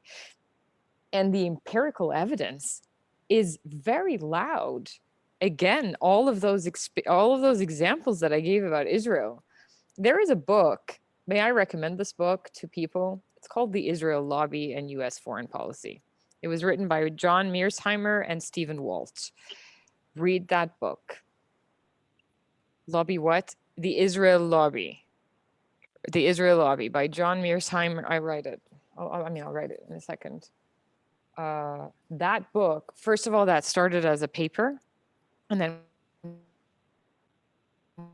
when it started, they actually turned it into a book. They're the first U.S. academics in the history of the United States to criticize from a strategic point of view, from a U.S. strategic point of view, not from a Middle Eastern point of view. They couldn't care, right? It doesn't matter. And trying to call out how the immeasurable powers of the Israel lobby are actually harming the United States. But read it to understand how much the Israel lobby has influence on U.S. politics. It's ridiculous. It's ridiculous. The whole 29 standing ovations should speak volumes. The Prime Minister coming and talking at Congress, joint session of Congress. All of this to say that it's not a dream. Please write the title of the book. Hold on one second. It's called... Sorry, guys. Give me a second. The Israel Lobby by John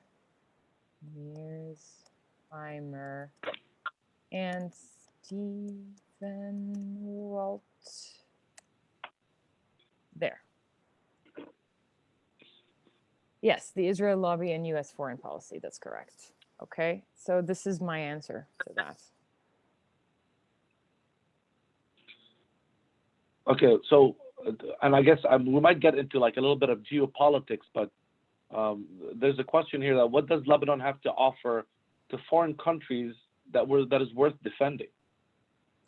So Lebanon doesn't offer, so here's the interesting part. Lebanon doesn't offer anything, but Lebanon's destruction offers a lot of negative stuff. So the fact that Lebanon, the state of the matter is today, France and co.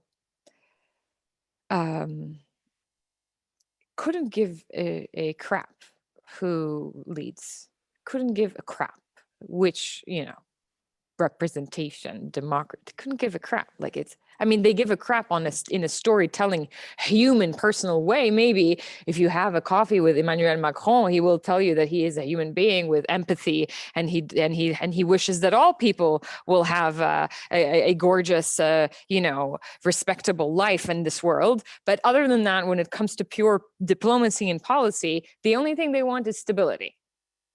You all want to be Islamists, you all want to harbor a beard, and you want to do it, but just be stable. Oh, you want to go into human rights, and you want to elect a female president, and you're all about, opening up to the world and modernizing your society? Great. Is it stable? Then you'll do it, right?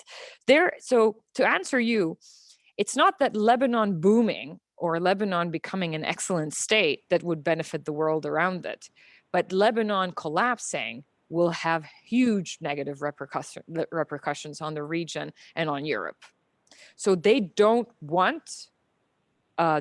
not want instability in Lebanon, whatever the cost. This is why Emmanuel Macron was like, I'll talk to Nabih Berri and Ali Hassan Khalil and Gibran Bassil and Saad al-Hariri and Walid Jumbla. I'll talk to them and I'll be like, hey guys, sit at the table, do your little cuisine, cook your meal, and do the reforms. And we won't be very hard on you, but keep it stable, right? This is what, of course, he won't say, justice for the Lebanese people, down with the oligarchy, let us all rise and elect members of the opposition. Why would he do that? It's so he might on a very personal level wish that for the country, but it's never going to be a diplomatic plea. He wants a stable Lebanon. So does the US. They want a stable Lebanon. That's what they want. So if it's going to be stable for another few years with Riyad Salemi and Hassan Nasrallah and Gibran Bassil and Saad al-Hariri, we're buying.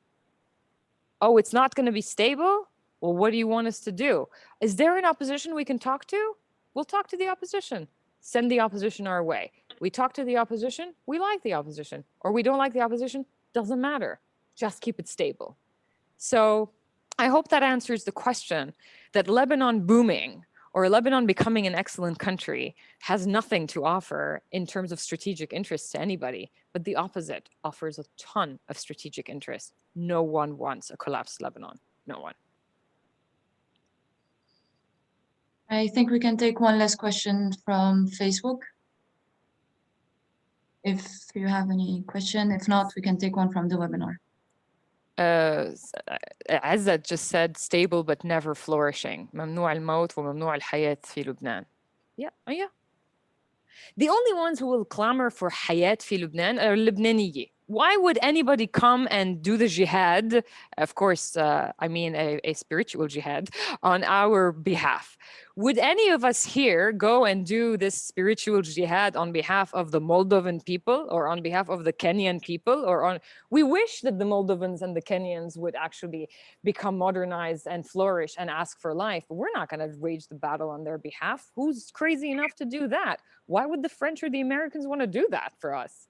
But if we become that person, that spokesperson that is saying, we want life, like Izzat said, بدنا flourishing, بدنا الحياة في لبنان, right? If we want to do that, then they're going to go with the flow because they want stability. They cannot want something specific that we don't want. As a Lebanese ما بده إياه, why would the French person want it? It's not like... Sure. So Izzat didn't ask a question. It was just a comment that I wanted to give a comment on. Thank you, Izzat. Sorry, I cut you off. Christy, you were asking a question. No, I was asking if Zai has a question from Facebook, or we move to the webinar?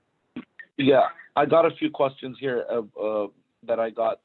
So you said something interesting about, you know, if the status quo is not going to provide stability, let's go look elsewhere.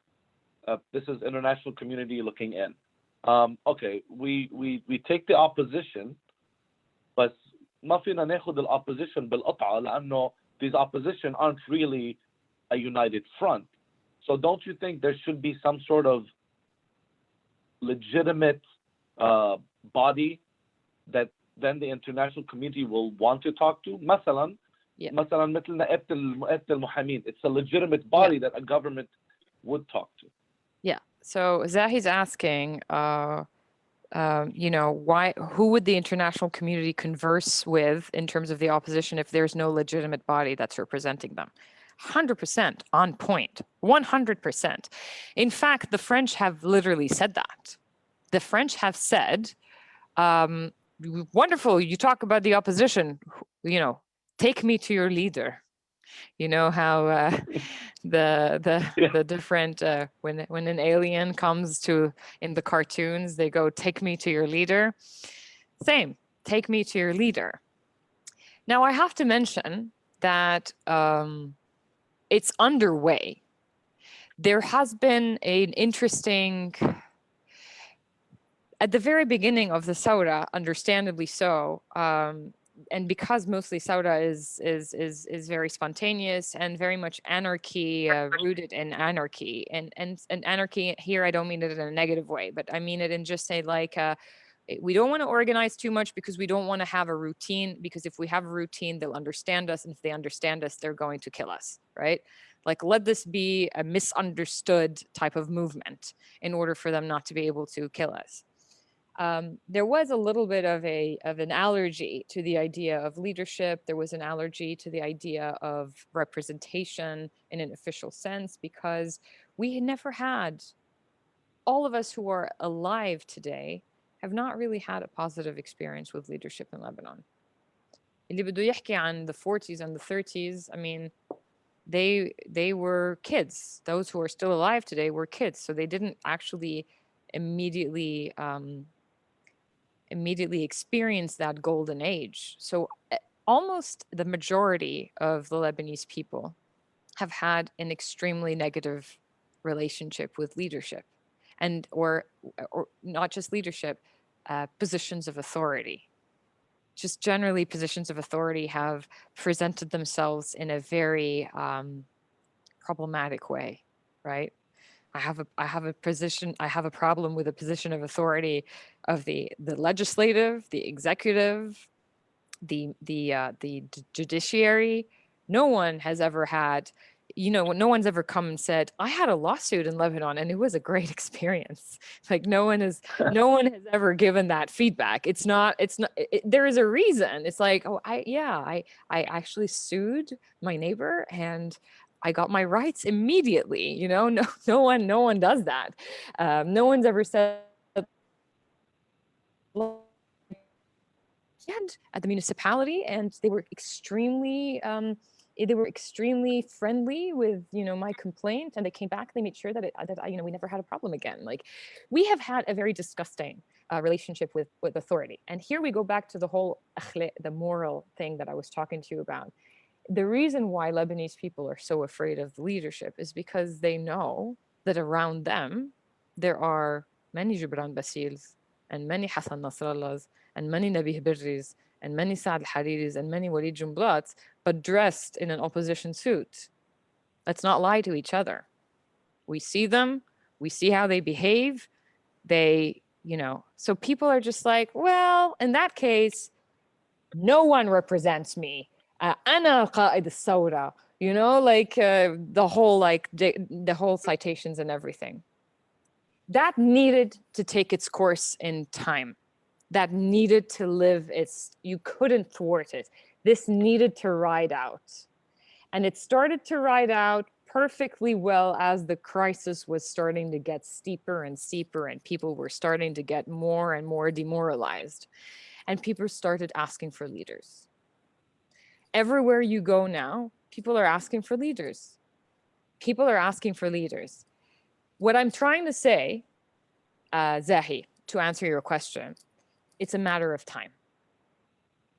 It's a matter of time before this consolidation that you mentioned, that institutional consolidation, will become a de facto matter of the opposition. And the beautiful part is, if the opposition does it well, there is no dictatorship, emperor sort of problem, because it's going to hopefully be democratic and election based. Hopefully, if we're doing this correctly, right? One of the main problems we have with the political parties is that they're not democratic. So of course the opposition is going to be democratic, right? Of course democracy is flawed. Doesn't mean it's going to represent everyone, but it's going to at least be a consolidated entity of opposition that is going to go through a ton of trial and error, but it will at least be the interlocutor of the European Union, the freaking whatever, to come and say, hey guys, Macron's coming.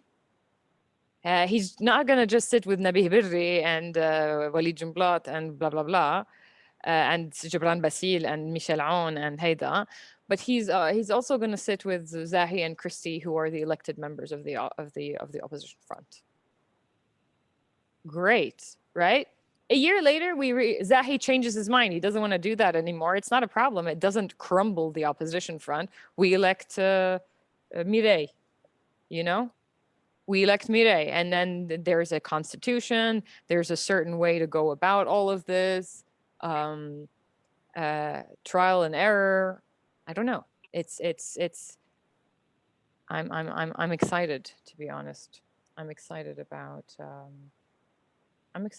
that part, very much so. A ton of trial and error, by the way, a ton of trials and error. If you look at any revolution, right, which is why it's so important to learn from past revolutions. If you look at any revolution, the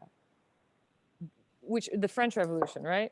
Actually, I have a book here reading about the French Revolution. They succeeded, and then 10 years later, they had the royals back. 12 years later, they had the royals back. So would you call it a failure or not? They had the royals back for decades. And then they had an emperor. They had two emperors. Those are the guys who were saying, like, down with the monarchy, and we were done with the whole, divine power with imbued in one person. We're done with that. They had an emperor who he himself self-ordained as an extension of God. Twice. Two of them, and then they had two other kings, and then they went back to a republic. So what I'm saying is trial and error, back then they didn't have social media, they didn't have Zoom, they didn't have expat voting, they didn't have a ton of those remarkable tools that we use to our advantage today. They had guillotines that many of us are reticent to use today. They were using guillotines on each other. The revolutionaries were guillotining each other. They were guillotining each other. They were not just guillotining the monarchy. They were guillotining each other, which is why there is a very famous sentence that came out of the French Revolution that actually is a very important sentence to keep in our minds. La révolution, comme Saturne, dévore ses propres enfants. The revolution, like Saturn, devours her own children because of things like that, right? So also the revolution, whereby this is where the organization and the consolidation comes. You don't want to become another type of oligarchy. Yeah, ونفسنا بده يكون طويل. That's why the beauty about نفسنا بده building يكون this. طويل. Yes, Zahi said نفسنا بده يكون طويل. Absolutely, which brings me back to the justice point. It's going to take a while, but I trust it'll come. Yep. I think we're out of time. It's been 2 hours. We can take one last question to end with it. This is a question from Ghaida. Ghaida, I'm sorry if I pronounce it wrong. If you have to ask one thing from the diaspora, what would it be? Thanks, Ghaida, for this wonderful question. please stay curious. Please stay curious. Please don't give up your curiosity to like hopelessness. Stay curious. If you find someone in the opposition that has an opposition rhetoric, please encourage them. Please follow them. Please keep tabs on them. Please vote. Please vote. Please encourage your friends and family to vote whenever the time comes. You know, I said this simple math thing the other day. I said, we had 49% turnout during the 2018 elections. Just imagine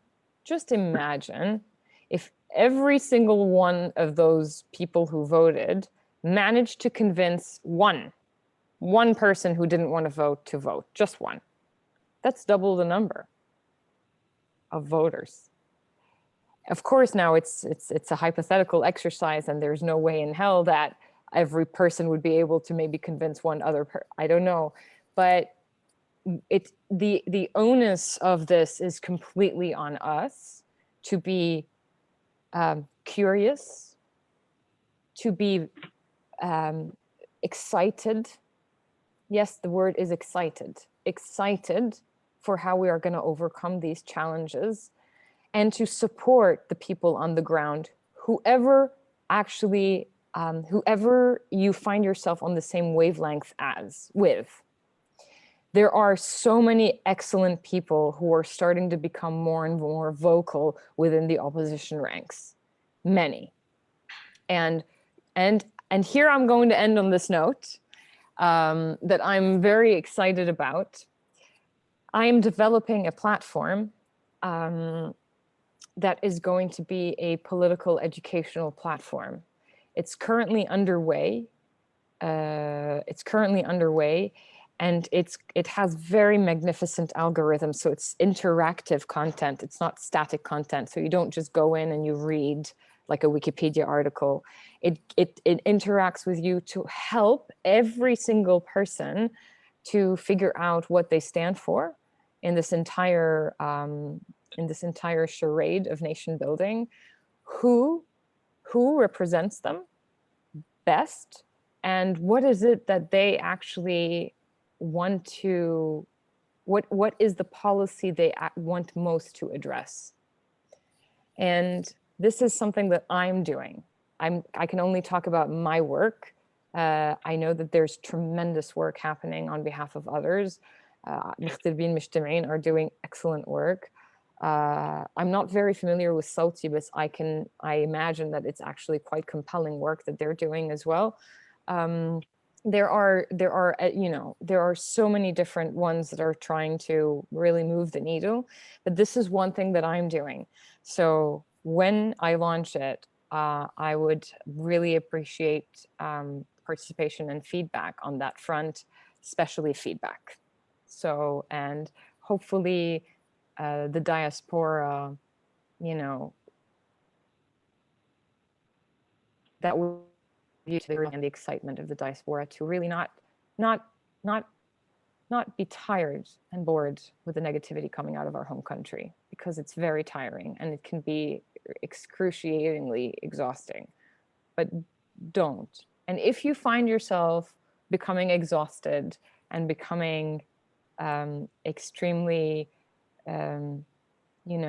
dispirited with all of that, send me a note, and send Christy a note, and send Zahi a note, and we'll talk you back into it. Definitely. I'm sorry, we're gonna have to stop here. It's been 2 hours and 10 minutes. Thank you so much. 2 hours and 10 minutes. Woo! Yes. Thank you everyone for watching us for 2 hours and 10 minutes. I'm so sorry for everyone on Instagram. This didn't go as we planned. Sorry, I don't know if they can hear me, but yeah, Instagram, thank you for tuning in. Thank you for being, here with us. Sorry, we couldn't read all of your comments. There is no way, by the way, for us to read the comments after we close the window, which is Very, very sad. We need a But committee if for that. Zahi and Christy, if you can hang out for 2 minutes, I'd like to go through the comments, because if you close the Zoom, I can't read the comments again. But if you can hang out for 5 minutes, I don't know if you have something to do. I just want to scroll, because as soon as you log out of the Zoom, I can't access it anymore. So that's just a little favor that I ask. So, Absolutely. so yeah, thank you everyone. Thank you so much, Sarah. For whoever is interested by Mr. Mehtelbin Mujtamain, you can go on Facebook, Instagram, and soon our website. It is not yet launched, but it will be very soon launched. And everyone who's wondering about the Badil in Lebanon and who to vote for, who are the opposition, a lot of information on that is coming soon on our platforms. So stay tuned. And yeah, thank you, everyone.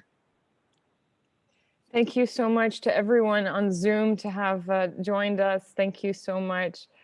I have a lot of love and appreciation for you. Someone is saying you can save the comments as panelists. Huh? Can you? Yeah. Oh, okay. Yep. I didn't know that. That's the first time I Because know we're that. recording. Yeah, because we're recording, we can save it. Ah, okay. I can't wait. And Okay, just, I'm gonna.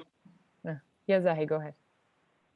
Yeah, I was just gonna say also, like Christy said, follow obviously Mehtelbin Mujtamain on Twitter and Facebook Twitter. and Instagram, but also follow Sara also on Twitter, Facebook, Yes, and Instagram. definitely. And Sara, consider that you have friends in the diaspora, something that someone that you can rely on, and we can always bounce ideas to get to a solution, especially with lobbying, because we do a lot of lobbying through different organizations, and unfortunately we do this through our network and not specifically through some sort of fund or through money or being able to mobilize on a grander scale. But thank you again for your time. Absolutely. Thank you, Zahi, for everything you said. I really appreciate it. It's also great to meet you. And Christy, of course. Yes.